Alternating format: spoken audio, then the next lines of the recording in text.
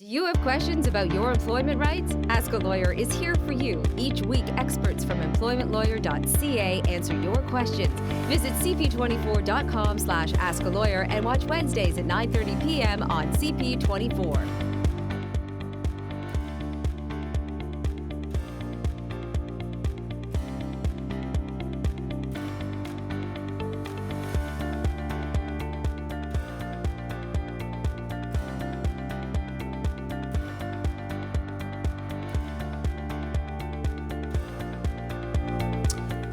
Well, hi once again and welcome to Ask a Lawyer. John Scholes here, and with me very shortly, employment lawyer Lior Samfiru from EmploymentLawyer.ca. On this show every week, we shatter the myths and misconceptions about employment law.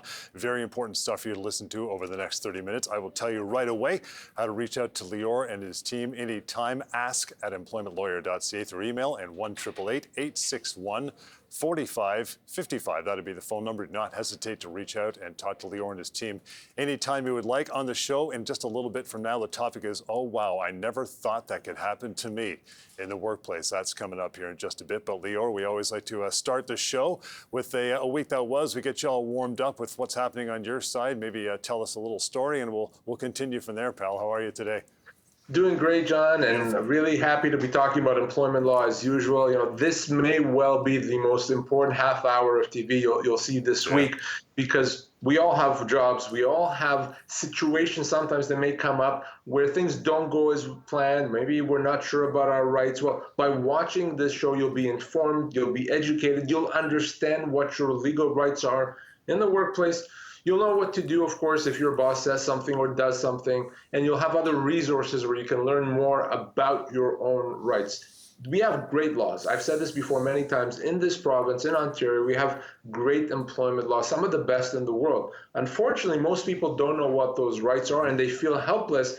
They assume that there's no good laws because they don't know what they are. Well, by watching this show, as I said, you'll know what to do if your boss mistreats you, if you lost your job, if your job has changed, if you're off on a disability leave and want to come back to work. You name it, we cover it all on this show, and we'll give you my contact information, of course, throughout the show if you want to connect with me privately so I can roll up my sleeves and my team and we can get to work for you. Now that we know that, let me tell you about a situation that came across my desk. I spoke with a gentleman. He had worked for the same employer for about 10 years. After after the 10 years, he left the company. He moved actually overseas with his family, and eventually ended up coming back to Ontario. When he came back to Ontario, company rehired him.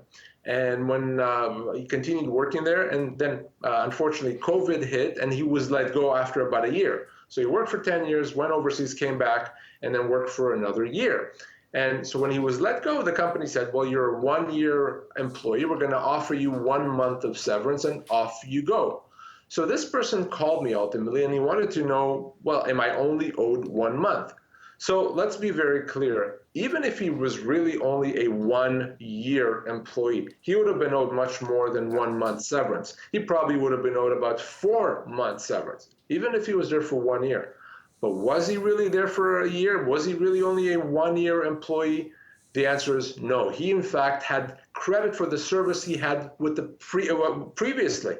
Oftentimes, when you work for a company and leave and come back, the law recognizes your time that you had previously. And that means now, if you're let go, you have more credit for service and you get more severance. So in this situation, even though he was gone for nearly a year from the company, he worked there the 10 years, he now gets credit for those 10 years. So really now he's an 11-year employee, and he's going to be owed over 1 year's severance. So I wanted to remind all our viewers right now that if you've had gaps in employment, you worked for a company, you left, or they let you go, you ended up coming back, you may have more seniority than you realize. And that's especially important if you eventually do lose your job. Now your severance should be calculated based on your total time with the company. And that may mean, John, a lot more severance. You bet. I want to mention as well, Lior, that both Lior and I for the last 10 years have been hosting radio shows, the Employment Law Show, across the country, including Sundays at 1 p.m. on News Talk 1010. I hope you join us for that. A chance for you to call into that show and ask your questions. Want to grab a call from that show, Lior, and discuss it. First one for today's show, as a matter of fact. So I had a nasty situation where I was working for an employer for 7 years. I got laid off shortly after having a dispute over pay with them, and they said that they were eliminating my position, but I know that that's just not true. At the time, they gave me 2 weeks of severance, which I did accept. And just downloading your severance calculator right now, I'm kind of finding out that I was entitled to much more than that. So, I mean, is there anything I could do at this point?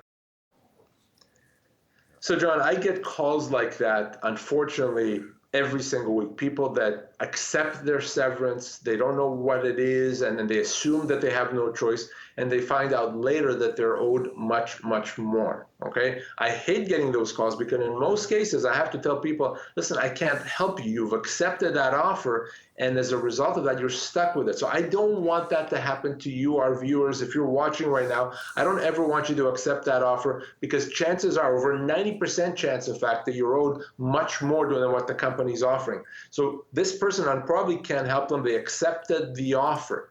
But let's also find out how much he should have received, what the real number is, not the 2 weeks that he was actually paid. So to do that, I'm going to go and use our severance calculator tool that you can use at home as well. You can find it at pocketemploymentlawyer.ca. Again, it's pocketemploymentlawyer.ca. Let's put his information into our severance calculator and see what the real number is. So this person has been there in a technical role for 7 years, 43 years of age, was paid 2 weeks severance, but you can see on the screen that what he was owed is right around 8 months severance, 8 months of severance. Now, at a salary of $72,000, that's a $45,000 difference. That's why it's so important. If this doesn't make the point, I don't know what will. You cannot ever accept your severance offer without going to pocketemploymentlawyer.ca or calling me. You don't want to find out when it's too late that you were owed another $45,000 and now you can't do anything about it. All right, Lior, we'll take a short break, and after the break, we'll get into situations that you never thought could happen to you in the workplace. You'll want to reach out to Lior, Employment Lawyer, anytime. Go to EmploymentLawyer.ca or 1-888-861-4555. We'll continue with Ask a Lawyer. Stick around.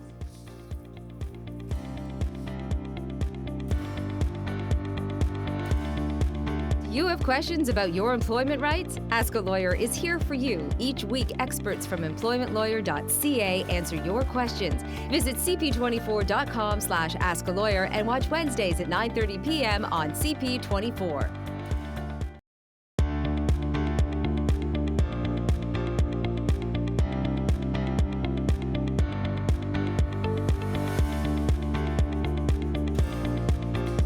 All right, welcome back. Thank you so much for sticking with us here on Ask a Lawyer. To reach out to Lior Samfiru, Employment Lawyer, anytime, you can simply go to ask@employmentlawyer.ca. The number 1-888-861-4555. Do not hesitate to use that anytime. Lior, let's get into the topic for today, and that is, wow, I never thought this could happen to me in the workplace. These situations are pretty bizarre, but they're also pretty common. I want to get to the first one, and it goes like this. The company says that they have to cut my pay drastically or else I'll be out of a job. What? Well, you know, here's the thing. A company doesn't have a right to just cut your pay, okay? Certainly if it's a significant cut. They don't have a right to do that. That can result in a constructive dismissal. But if you were given the choice between having your pay cut and losing your job, you may be actually better off to choose cutting or to lose your job. You may be better off to say, no, I'll take the loss of the job. And here's why.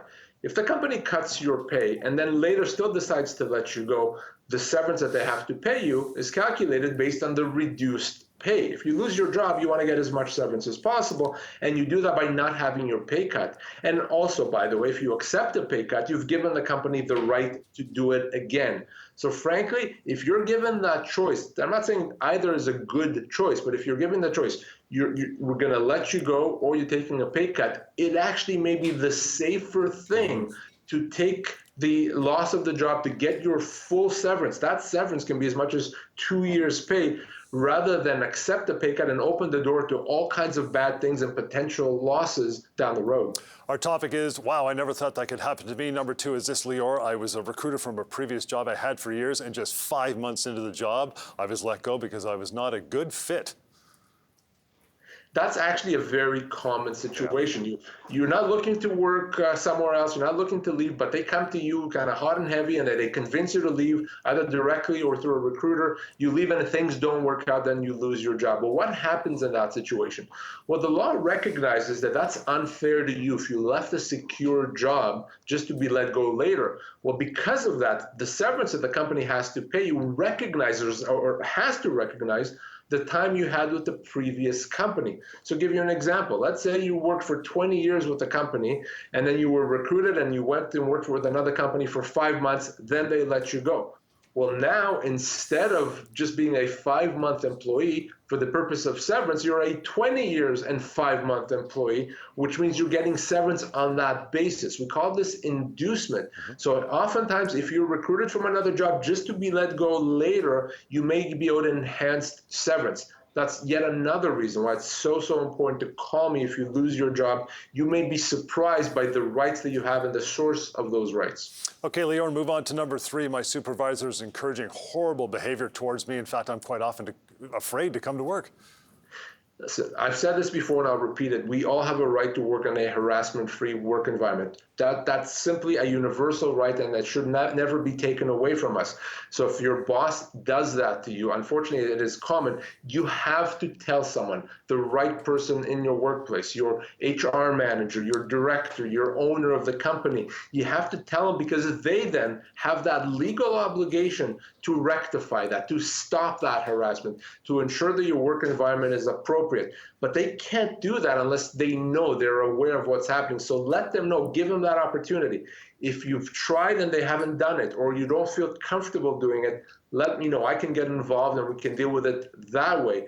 But remember, don't be afraid to stand up for your rights. You cannot be punished ever for complaining about harassment and trying to make it stop. We continue on situations where, wow, I never thought this could happen to me. I'm just about ready to come back from a medical leave. I was slowly going to come back. And my boss says, I don't have a job for you. Yeah, well, wait a second, not so fast. An employer has to make all efforts to bring an employee back from a medical leave, whether the employee's been off for 6 months, as in that example, or frankly, 6 years. An employer has to make all efforts. An employer can't say, well, we don't want to, we're not going to try, too bad. If legitimately there isn't a job, the employer has looked, they've tried, they've done everything they could, but there's legitimately nothing, then and only then can the company let the person go with their full severance. But if the company just says, no, we just don't have anything, we're not looking, that's potentially a human rights violation. That's illegal. I've spoken with many people where that's exactly what's happened. The company didn't try really to bring them back after a medical leave. That's illegal. If that happens to you, if you don't think the company really wants you back because they're not trying, they're not looking, they're not making those efforts to bring you back, call me and let me deal with it. Finally, a last situation where you think, wow, I didn't think this could happen to me is I got a new manager. He's saying I'm not doing a good enough job and put me in the old performance improvement plan. Well, you don't start becoming a bad employee just because you have a new manager. If you've done a good job, good performance reviews, and the new manager comes in, now you're not doing a good job, probably the issue is with the manager, not with you. So what do you do in that situation is you make sure that you don't agree with the performance improvement plan. You say why you disagree with it. It's okay to tell that manager that's not treating you well, no, that's not right, and here's why. Here's what you said that it was incorrect, or here's what you didn't account for. You don't want to be silent. Your silence in the face of a performance improvement plan is the same as acceptance, and that's going to make it easier for the company to let you go potentially. So you want to say so in writing, why you disagree with it, what's correct, what's not correct, and by doing that, John, you're preserving your job.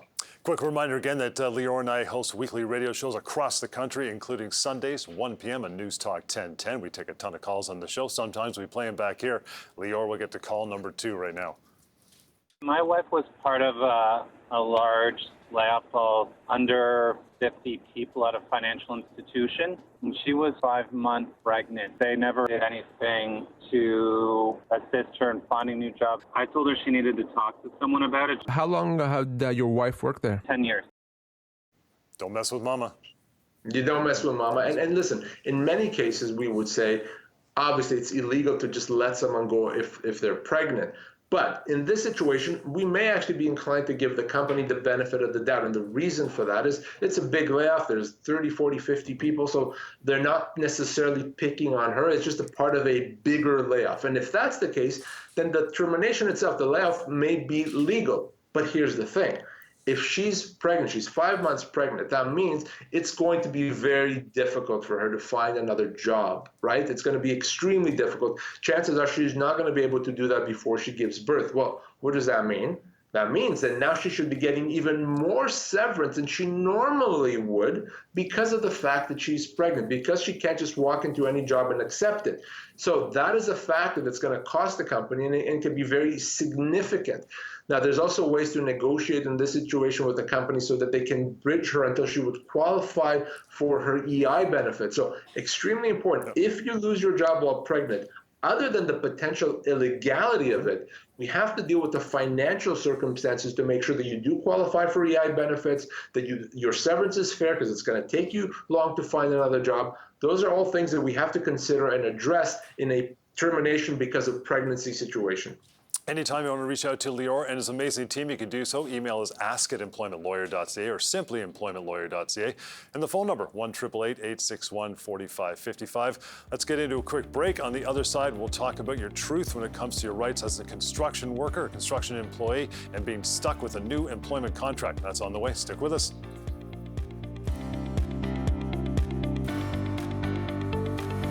You have questions about your employment rights? Ask a Lawyer is here for you. Each week, experts from EmploymentLawyer.ca answer your questions. Visit cp24.com/askalawyer and watch Wednesdays at 9:30 p.m. on CP24.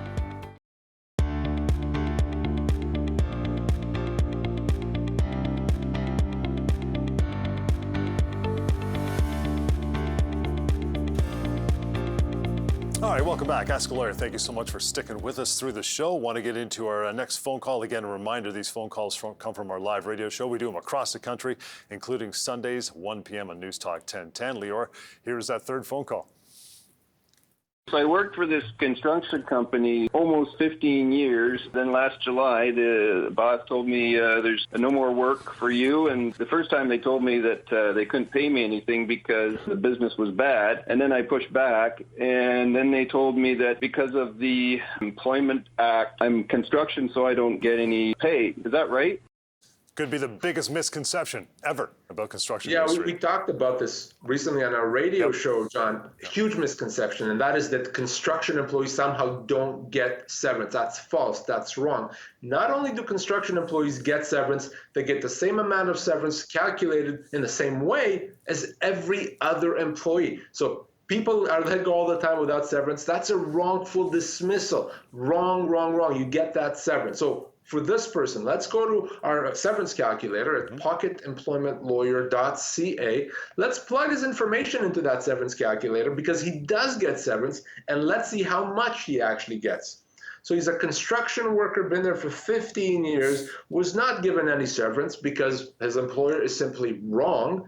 Well, you can see on the screen there, he's owed 14 to 16 months of severance. Construction worker or any other worker, yes, you do get severance if you lost your job. Go to pocketemploymentlawyer.ca to find out how much, or call me. You absolutely get it. Lior, I want to get to a question that's come by your desk recently at the firm. Goes like this. I was told I have to sign a new employment agreement by the end of next week. They said that anyone who refuses to sign will be fired. What are my options? John, it's always bad news when a company wants you to sign a new employment agreement out of the blue. They're not doing that because they think it's good for you. They're doing it because they know it's good for them. Bad idea. In fact, it may be better to lose your job than to sign a new employment agreement.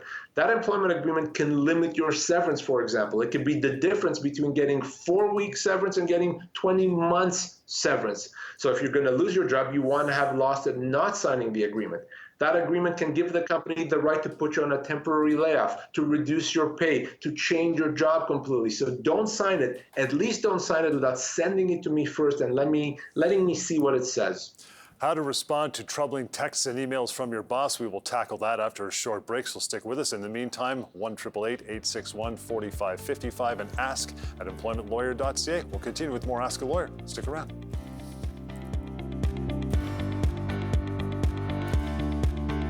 You have questions about your employment rights? Ask a Lawyer is here for you. Each week, experts from EmploymentLawyer.ca answer your questions. Visit cp24.com/askalawyer and watch Wednesdays at 9:30 p.m. on CP24.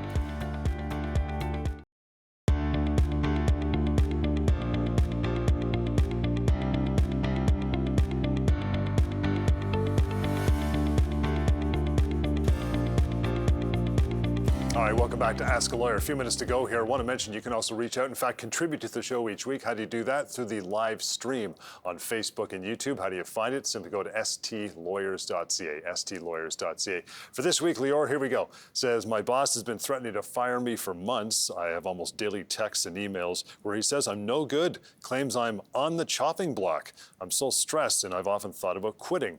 What should I do? Yeah, I mean, it would stress out anyone, and that's not appropriate. That is a form of harassment. We talked about harassment earlier. So there's two options. Option number one is you do what I said before. You go to speak to HR, you tell them about that, or the owner, because they have to deal with that. That's not an appropriate way to deal with an employee. Even if the employee may not be doing an ideal job, you can't do that. The other thing you can do is this. If your boss wants you gone so badly, you can give them what he wants. What I mean by that is by treating you badly like that, by putting it in writing, the law looks at it as a constructive dismissal. So you actually may be able to look at this mistreatment as a constructive dismissal and leave, but because it's really a termination in the eyes of the law, you'd have to get severance. So it's not a resignation. So you're going to essentially use that against that employer that's telling you you're no good, telling you they want you gone, and leave, but you're going to get full severance. Of course, you're not going to do that without talking to me first. So if you're ever mistreated, remember, you have options. Constructive dismissal is one of those options. You shouldn't just accept that mistreatment. I want to remind you guys one more time, you catch Lior and myself on News Talk 1010, Sundays at 1 for our live radio show. Please call in, contribute to the show. Your call may end up on this show. And more information on legal experts from EmploymentLawyer.ca right here on Ask a Lawyer on CP24. Always catch that Wednesdays at 9:30. Simply go to cp24.com/askalawyer. Join us next week where we will tackle everything you need to know about reprisals. That's coming up. Thank you so much for sticking with us.